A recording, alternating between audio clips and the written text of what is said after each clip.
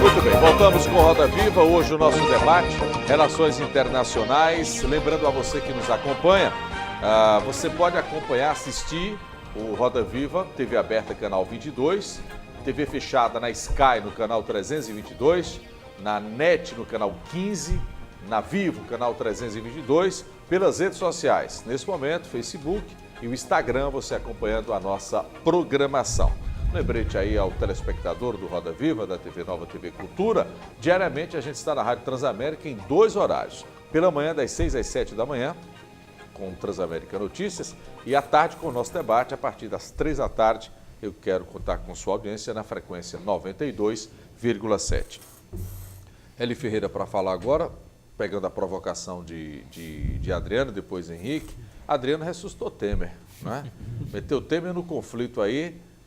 Para mim, Temer já era prego batido e já estava morto. Mas aí, como Adriano trouxe à tona, professor Eli, qual é a observação que o senhor faz aí? Bom, primeiro... Quer questionar Adriano ou não? Não. Thales, vou. Antônio, você que é aqui. Não. Veja, que Maduro é um ditador, né, isso não se discute. olhe que o PT não aceita isso não. Não, a postura que ele adota... Nem PT, agora, nem PCdoB, nem PSOL. certo. Né? Agora, Né? Não, PSTU muito menos. Né? o problema é, só existe ditadura na Venezuela? Por que os Estados Unidos têm tanta preocupação com a Venezuela? Isso precisa ser levado em consideração. Às vezes os Estados Unidos se colocam como se fosse xerife da humanidade. Mas não deve ser assim, não? Quem tem poder, quem tem sim. dinheiro, quem move o mundo. E aí tenta... Ele está falando do planeta, os Estados Unidos não é o mexer mundo, com a não, soberania planeta. do Estado, né? Mas uma soberania acabada, ali? Sim. O que é a Venezuela Mas hoje? existe um Estado lá. Querendo ou não, com todas as mazelas que tem dificuldade, existe. Então, a postura norte-americana é uma postura de xerife do mundo. Então, Maduro está correto. Não, de jeito nenhum. O que eu estou mostrando é que nenhum dos dois estão corretos. Tá. Dos 2 ou dos 3? Não, eu vou chegar em Bolsonaro daqui a outros, pouco. Vou chegar no governo daqui a pouco. Quantos países já estão dando apoio a 56 aproximadamente. 56? A Guaidó. A Guaidó, né? A Guaidó. Não, mas se a gente for por essa questão, Aldo, a verdade não deixa de ser verdade por não estar ao lado da maioria. Não é esse o critério. É bom a gente lembrar da Idade Média, tinha um teólogo medieval chamado Atanásio, do qual o cristianismo é devedor a ele, da sistematização teológica. Ele estava sozinho. E dizia assim: Atanásio, você está sozinho. O mundo todo está contra você. Ele disse: eu sozinho contra o mundo. Então a maioria nem sempre tem a verdade. Não é? Bom, Não compara Atanásio com Maduro, não. Não estou comparando. Estou dizendo que o critério de analisar verdades não é maioria. Tá. Bom, quando o Adriano coloca a postura de Bolsonaro, o Adriano está coberto de razão. O problema do Bolsonaro é que ele desconsidera o artigo 4º da Constituição. Ele faz um discurso... Qual é o 4? Que vai tratar da conduta do Brasil com relação aos países, tá, aos outros países. Parece que ele desconsidera o artigo 4º, talvez ele sequer conheça. Né? Daí ele tem um discurso, um arrobo oratório, Adriano, que é pernicioso e perigoso. E que parece que no sentido geral do governo, de quem a gente menos esperava, né, da linha lá dos militares, é onde se está se posicionando de forma muito mais tranquila, muito mais moderada. O presidente da República, como chefe de Estado e chefe de governo, que é no presidencialismo, não tem se posicionado assim. Pelo contrário, tem feito discursos, muitas vezes, irresponsáveis, indo na carona do governo norte-americano. Aí vai o quê? Na contramão da diplomacia? Na contramão da diplomacia. Bom, eu estou sentindo o senhor muito... Muito o quê? Muito maduro. Inflamado, né? Não, eu sou garantista. É diferente. Tá, mas garantista para a ditadura? Não. O que eu estou falando é o que a nossa Constituição diz. Eu não vejo o presidente do Brasil respeitar. Então a gente tinha que ficar omisso. Não é questão de ser omisso, é ser diplomático. Tá, e ele então não tem ser sido. diplomático é o quê? Então é omissão... Daqui a pouco você está querendo dizer que é em cima do muro, né? Não é em cima do muro, você está não? querendo que seja de Então, forma contundente, na sua agressiva? concepção, o governo brasileiro não deveria se meter no problema da Venezuela. Não é que não deve se meter, Aldo. Que isso é a defesa do PT. Não é que não deve se meter. O problema é como se comporta. Tá.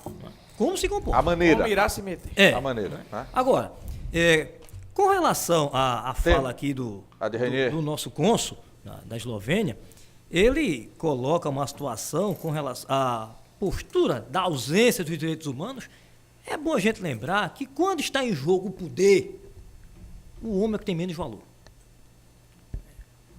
Seja ele ditatorial, seja ele democrático, o que for, para se manter no poder, se abandona o respeito à dignidade humana, seja qual for o governo. De direita, de De esquerda, esquerda, de que centro, for. de cima, O de que baixo. você pensar, Diana do Pastoril, cordão azul, vermelho, abandona. Agora, quando o Adriano fala que Temer teve uma postura muito mais diplomática, talvez, Adriano, estou aqui fazendo uma possibilidade. Temer tenha se comportado assim, porque a gente pode até discordar da política de Temer, mas ele é um profundo conhecedor da Constituição, ele é um professor de direito constitucional. Né? Sabedor e conhecedor do artigo 4º, ele tentou respeitar o que diz a nossa Constituição.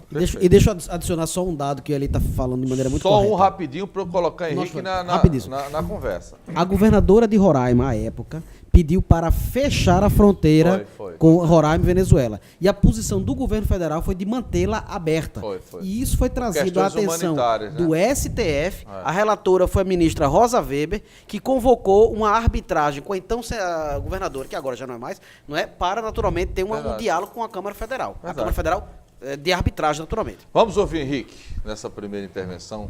Diante de tantas falas, Henrique, qual é a sua fala e a sua avaliação? Eu percebo, eu sou obrigado a concordar basicamente com o que Ranier falou no início, porque é algo que me preocupa muito, que é a questão a questão humanitária, o sofrimento humano que está por trás disso. De fato, o poder tem esse efeito, né? A luta pelo poder gera esse tipo de coisa. A gente percebe uma situação muito crítica na Venezuela, onde a gente tem, segundo a ONU, 2,3 milhões de venezuelanos que foram levados a abandonar o seu país. Você fala aí de uma população de 30 milhões, não é isso? Da Venezuela, mais ou menos, isso, né? É muita coisa. É significativo esse número. É um impacto muito grande, e você tem desse número, e a gente aqui no Brasil, acho que costumamos, o caso ali do lado, todo mundo reclamando que tem muito venezuelano, eventualmente tomando ambiente de trabalho, postos de trabalho, mas 2% deles estão no Brasil.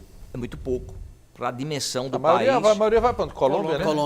Colômbia, né? Na Colômbia, a estimativa da ONU é que tem 1 milhão. Poxa. 1 milhão. Inclusive, está se fazendo até, nesse momento, um censo para apurar se esse número corresponde à realidade, embora que eles tenham sido muito bem recebidos economicamente por lá. Mas eu percebo que por trás disso... tem muita coisa em jogo também, né, Henrique? O idioma, que facilita, claro, né? facilita demais. De coisas, né? Houve um fracasso indiscutível da OEA quando da necessidade de uma intervenção que não foi feita, ou seja, eles não foram capazes de mediar.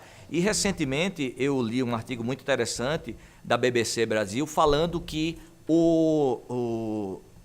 para a ONU, a questão da Venezuela está no caminho muito próximo de chegar aonde chegou a Europa em meados de 2015, com aquela crise imigratória que foi tremenda. Números absurdamente elevados, como você teve um número de pessoas mortas naqueles trajetos, né? Muito grande. E já para a ONU, que é um grande observador e que tem informações muito próximas e muito confiável para elementos, ela estabelece que estamos às vésperas de chegar na situação que tivemos lá em 2015. Então, isso é extremamente preocupante. E há de ter impactos para todos nós aqui na América Latina. Tá no meio, né? A gente está nesse caldeirão. Perguntinha para vocês aí. Por que os Estados Unidos, por que o americano não invade logo a Venezuela, Thales? Por que o Trump não vai lá? Por quê? Porque ele depende do petróleo da Venezuela, né? As relações econômicas pesam muito ainda, Ranier. Por que o Trump não foi lá, deu um tapa na mesa e resolveu esse problema? Já que, pegando o gancho aí do Eli, o Trump é o senhor do mundo. 3 fatores. Tá, professor, me permita aí colocar duas coisas. Primeiro, o que a gente observa cada vez mais, os serviços secretos sendo grandes influenciadores na diplomacia e nas relações internacionais. Então, todo esse trabalho de geração de informação estratégica hoje para a tomada de decisões, então está hoje muito ligado ao serviço secreto dos que os países têm. Esse é um ponto que é importante. Acho que foi mencionado aqui pelo professor também Antônio, a questão militar. Então ele tem um apoio militar, mas aí eu vou reverter a um outro conceito que Henry Kissinger fez sobre a máquina do juízo final, Doomsday. né, machine, onde uma série de acordos que os países têm entre si acabam sendo prejudiciais, porque a partir do momento que você dispara um acordo, é um efeito dominó. E a partir do momento que você dispara e tem o início, você não consegue parar. Quem dá o primeiro tapa já... Né? Não tem como voltar. E essa foi uma das razões não tem como voltar. da Segunda Guerra Mundial. Né? Então, são coisas assim que a gente tem que refletir, porque existe interesse. Talvez aí onde entra a diplomacia, né? Muito forte. Deveria, né? Deveria. Diga, Thales. Não, perfeita observação. Acho que por 3 fatores, Aldo e prezados amigos, e também os telespectadores. Primeiro fator, os Estados Unidos não intervêm diretamente na Venezuela, não invadem pela Rússia, pelo contraponto político. O medo político. da Rússia? Pelo É medo, contraponto. é temor? Não é o quê? temor da Rússia, mas é um contraponto. Tá. E esse contraponto... É respeito. Respeito, contraponto, exatamente. E também leva em consideração o fato de, muitas vezes, a China, no âmbito do Conselho de Segurança, votar de maneira ou em abstenção ou de maneira favorável a Maduro na Venezuela. A China já se posicionou ou está em cima do muro ainda? Ela se posiciona muito solidariamente, mas não... Mas é oficial não, né? É oficial, com postura oficial, mas não de maneira tão incisiva com o envio de militares. Quanto a Rússia. Com o envio de aviões militares, como a Rússia o fez recentemente. Esse é o primeiro fator. O segundo fator, se porventura o presidente Trump fizesse essa intervenção, toda aquela retórica de intervenção yankee, de militarismo americano, de intervencionismo, seria verdadeiro e maduro, criando um martírio, o ressurgimento de um bolivarianismo pós-intervenção, que fortaleceria naturalmente essa retórica continuada. E terceiro fator, de fato não há uma intervenção americana, porque o custo político e o custo econômico é muito alto. E quando você falou em petróleo, o petróleo continua sendo vendido pela Venezuela a vários atores econômicos internacionais, incluindo americanos, seria um tipo de obstrução. Então, se o petróleo é o fator que continua fluindo na geoeconomia sem nenhum problema, então, de fato, o custo político se torna tão alto que evidentemente não compensa. Agora, existe embargo ou não existe embargo? Não. Ao petróleo venezuelano? Não, em determinados setores, o que dizem os defensores é que a Venezuela vende o petróleo e o americano não está pagando. Eu desconheço esse fato. Bom, mas pode ser. Os atores econômicos... Aldo, é importante destacar, tanto na fala de Ranier como de Thales, é a questão da América, ela tem agido endogenamente, através dos serviços secretos. Então, como você bem colocou. Então, o que sustenta Maduro hoje fortemente é o serviço secreto da Venezuela, junto com as Forças Armadas. Esse serviço secreto da Venezuela? Presta isso? Ele sabe que tem uma aliança cubana e tem uma relação cubana muito forte. Aí eu pergunto, presta esse de Cuba também? Veja, então... Você está cético. Então, enquanto você está muito inflamado. Não, tá meio revoltado. Né? Tá. Meu petista, né? Não sei. Enquanto o serviço secreto estiver dando apoio a Maduro, então isso é uma forte alicerce para ele. Outro ponto também a ser destacado, e aí que os Estados Unidos e todos os países da América Latina, Colômbia e Brasil principalmente, e os Estados Unidos, é o seguinte, não ataca por conta de uma questão. Hoje a América vive uma guerra comercial com a China.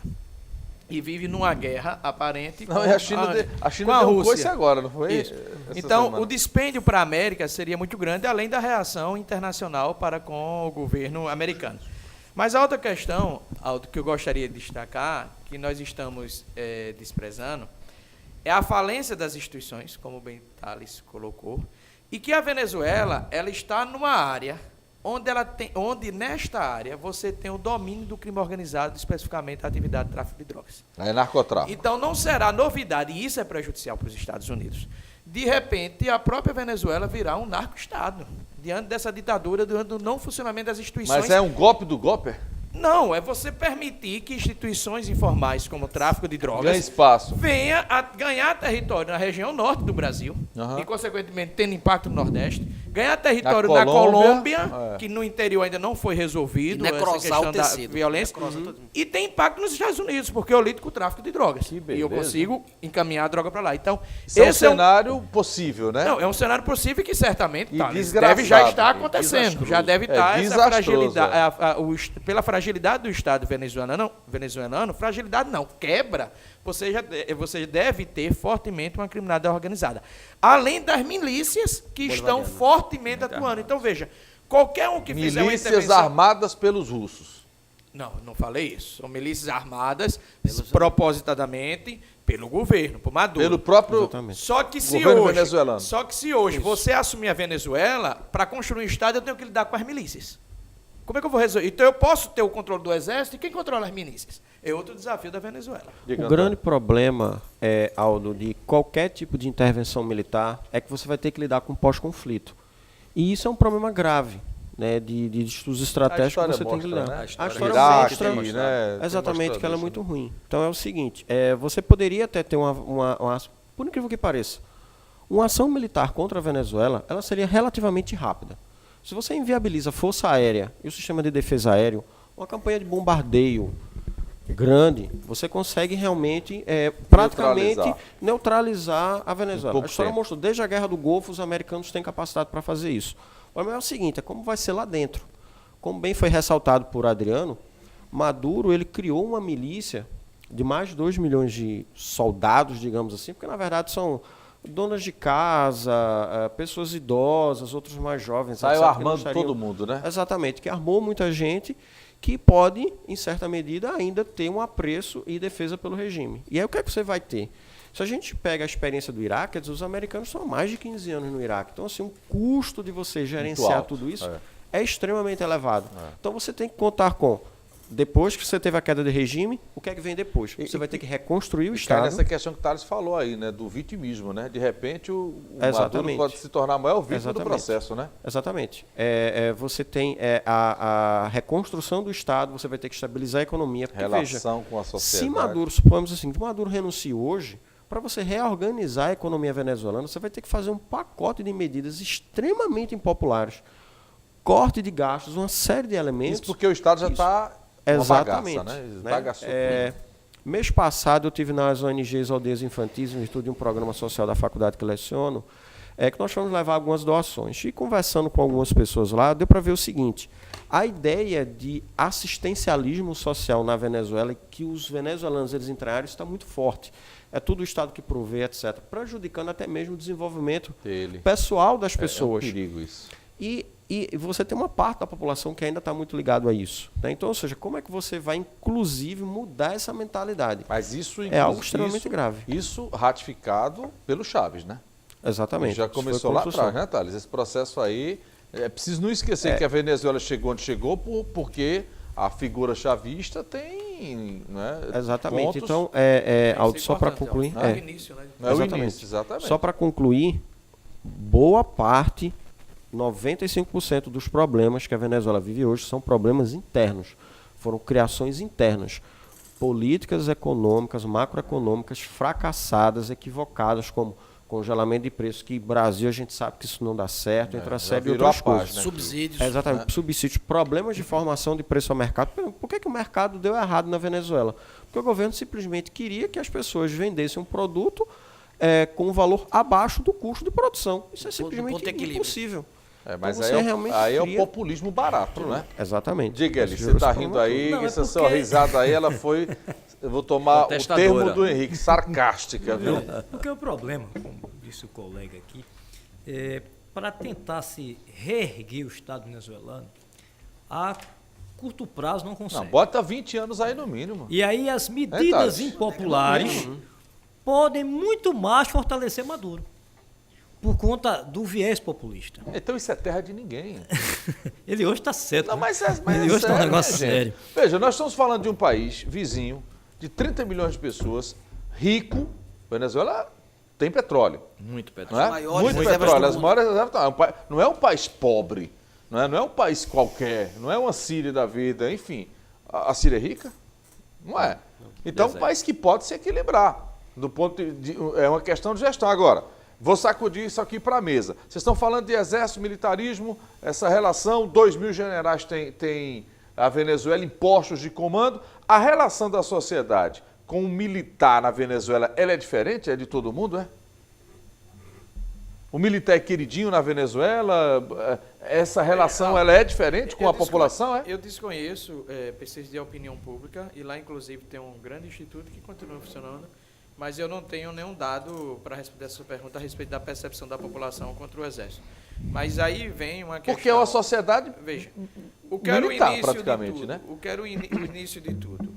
Políticas que podemos classificar hoje como equivocadas, mas políticas de ajuste fiscal também são equivocadas, então nós não podemos condenar apenas políticas econômicas advindas do Estado como equivocadas, que foram criadas pelo o Chaves, e que dessas políticas criou um eleitorado fiel ao chavismo. O Maduro vinha da inteligência, não teve a qualificação para assumir o governo chavista. A Venezuela quebrou. Vamos para o intervalo. Equívocos econômicos. Estourei o tempo aqui, nem notei que uma conversa tão boa. Intervalo, daqui a pouquinho a gente volta para o terceiro bloco do Roda Viva, Pernambuco. Venezuela está na pauta do programa de hoje. Antes de mais nada, nós convidamos representantes da Venezuela e pessoas também que estudam a Venezuela, mas essas pessoas se recusaram a vir ao debate.